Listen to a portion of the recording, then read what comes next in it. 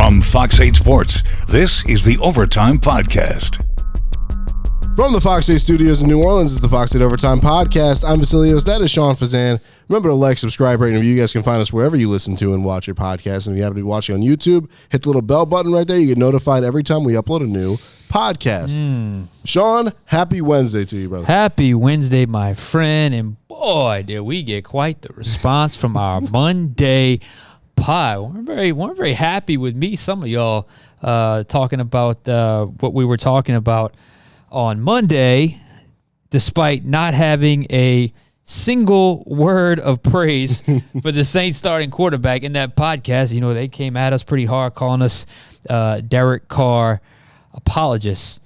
So I just figured, why don't we just sort of set the record straight, if you will? Because frankly, here's the thing. If you want somebody that's going to come on the air and rant and go on a psychotic rant, face all red, and just yelling and screaming and Derek Carr sucks, this ain't the one, bro. We ain't the ones. That's not us. It's not what we do. We're not that kind of podcast. Yeah. Our praise, commentary, criticism will always be pointed, precise, and accurate. It will always be that way. We're not going to be that guy to just go psychotic on a player at any position, much less the quarterback position. There are people that do that. Hey, man, more power to you. It's a free country. Go. Maybe that's what you're searching out. That's fine. It just ain't going to happen here. I didn't do it with, and check my history, I didn't do it with Jameis Winston. I didn't do it with Andy Dalton. I didn't do it with Taysom Hill. I didn't do it with Trevor Siemian. I didn't do it with Ian Book. I didn't do it with Teddy Bridgewater. I'm not going to do it with Derek Carr. But please don't get it twisted. Just because I'm not going on a psychotic rant doesn't mean I think he played well. Yeah. Which I think we illustrated that last week. And I went back and watched the tape again. And that's another point. By the time the Monday morning podcast or Monday afternoon-ish podcast hits, I've already watched the game over twice, and I watched it over a third time on Tuesday when the All-22 comes down. So I'm much more into the details of what's happening, play in and play out. Plus, you know, I do my own film work. Plus, I also talk to a couple of people that played in this system. So I get a lot of different opinions on what is happening. But don't get it twisted. Just because I didn't go crazy doesn't mean I think he played well. I don't think he played well. I think you and I both have been pretty accurate, pretty on point week to week with our discussions on Derek Carr, which we've had a lot of. A lot over the last. Even before he became part of the team. Yeah. We chose to go organizational Monday because that to me felt like an organizational crossroad loss. I agree. I just named off 7 quarterbacks. 6 of those started games after Drew retired. 6. Think about that. In less than 3 seasons. 6 quarterbacks. You're 0 for 6. That's a problem organizationally. 0 for 6. Carr's been here for 11 games. So he's part of the problem, but you've been in this post-Drew Brees funk for 2.5 seasons. You've gone through 6 quarterbacks. So look, man, I don't yell a lot in my personal life. Nope. What you just heard was probably me raising my voice the most. I mean, I've never in two and a half years, I've never heard you yell. I don't. So like that just I wanted to set the record straight with that because that's just where we stand, and that's just how it's always going to be on this podcast. So take that for what it's worth. Keep the comments coming. I'm not offended by it, but I think it's important to point that out, just because, you know, we are who we are. Other people are who they are. They're gonna talk about this team a certain way. I come from a certain angle. I'm from here. I know the passion, but I've also been working in this business for 15 years now, so I see the business side of it, and I've gotten like much more into the actual minutia of football, play in and play out as well. So That's just where I come from. So, Yeah. but please don't get it twisted. Don't for 1 second think that we were giving him a pass. No. That is just not the case. Calling us homers is not the way to go. I mean, Come on, man. Like Sean said, he's been here forever. I'm not even from here. It's impossible for us to be homers at this juncture. So, like, I felt like it was important to address that because there was some comments down there that was Spicy. That was quite spicy, and I was like, ooh, all right. But this is where we stand. This is how we go with it. So, and just because I haven't yelled bench Derek Carr or Derek Carr sucks doesn't mean I think he's having a good season. No. I've said he's been average. Yep. He's been very Derek Carr. We evaluated him at the bye week. Just so that's where it's at, and we decided to go big picture organizational with that loss because I felt like that was a culmination of not just this year, but the stretch post Breeze. Mm-hmm. It's there, and the frustration is there. I mean, we could tell in the comments everybody's frustrated, and I think the team is frustrated. And we're not telling you not to be frustrated. Yeah. Keep them coming. If that's the way you want to be, that's fine. I don't care. I mean, we love interacting with y'all. Keep watching. But I wanted to. I felt like it was a good point because we've been doing this for a while now. But let's just reintroduce ourselves. This is how we're going to be because this is how we've always been. Level-headed. And this is how we're going to always. It's going to be pointed, precise, accurate, and just very detailed and to the point, as opposed to just, like I said, being lunatics on the air and just yelling and screaming. Like, it's just not going to be us. So, it's not us. All good. And of course, big picture time, Sean. Mm-hmm. What's at stake here for the Saints as they're hosting their first home game since November 6th against the Detroit Well, Lions? first off, tell me that stat. When was the last time they hosted a game? November 6th. November 6th. That was the Chicago game. Is that correct? That is right. Almost a month. That's a stretch, man.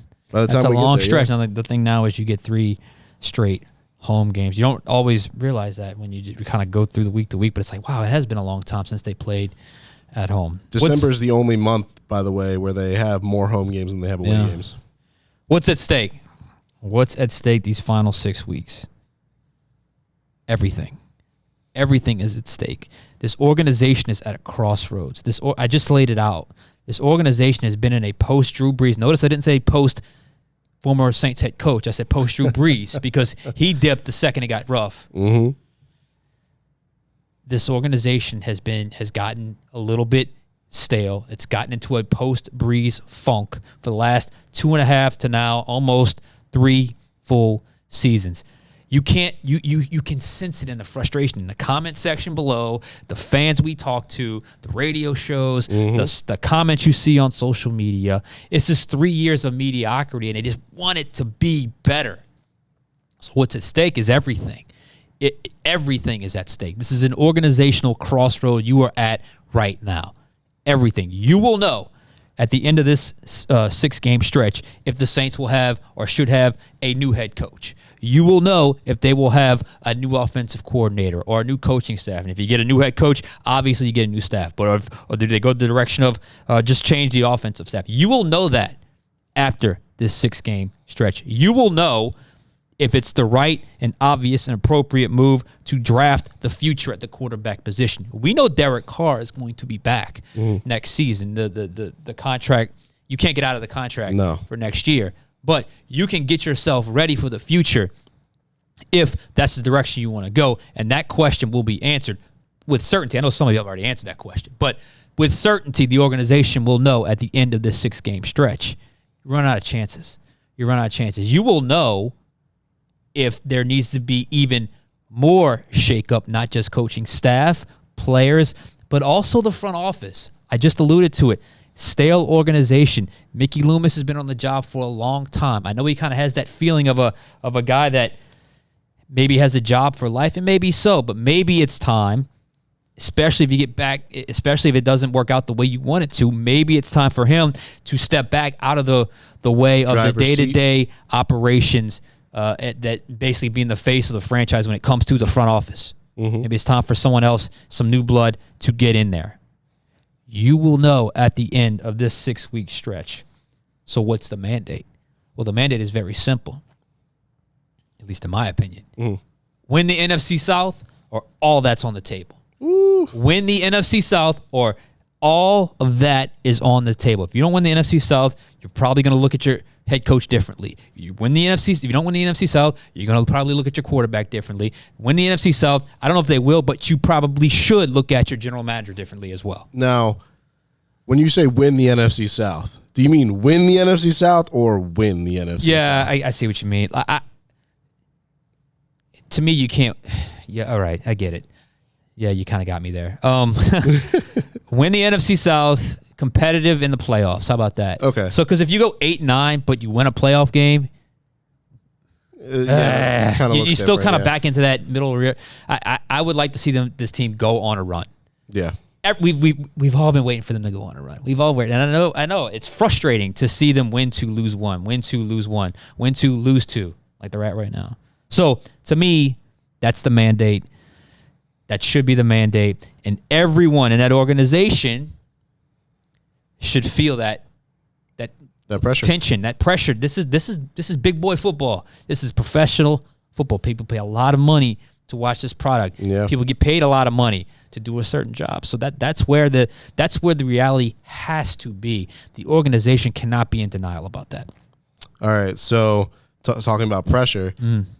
What was the vibe like at practice today? Was there anything palpable pressure? Yeah, well, look, I'm going to get into the matchup Friday. That things have been so strong, reaction from last week. Sometimes you can't get to the matchup until Friday.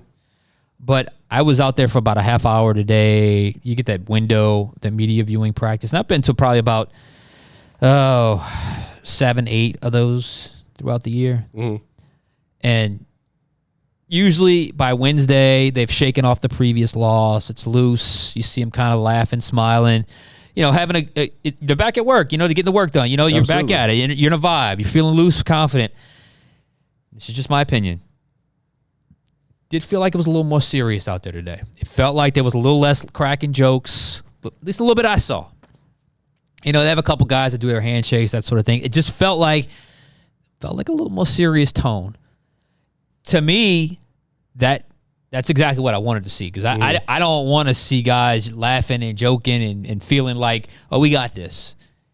I think there needs to be an urgency that must be felt and shown in their body language when they show up to work. So take that for what it's worth, but we'll see how they respond. Look, they haven't let a 2-game losing streak turn into 3 this year. Hopefully that continues this week against Detroit, which is going to be a very, very, very tough matchup for the Saints. Very tough indeed, and especially when you look at today's injury report. I kind of wanted to hit on this real quick.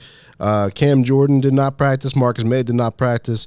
Kendre Miller did not practice. Rashid Shaheed did not practice. Pete Werner did not practice. Now, Jimmy Graham, Blake Grupe, Eric McCoy, Chris Olave, and Ryan Ramczyk were all limited in practice. Yeah, the Olave thing is interesting. He's going through protocol. He was out there today, so it's something to really watch. Similar to Derek Carr, I guess, last week with the concussion protocol. So there's certain benchmarks you have to clear. But you're not going to have Shaheed. You're not going to have Michael Thomas, Kendre Miller. Pete Werner is dealing with 2 things, and then Cam Jordan. So we'll see what happens. So this is when it happens. This is why you gotta stack them early, because at some point your good health is going to even out, and it's going to. And I think the Saints are catching the backside of that right now.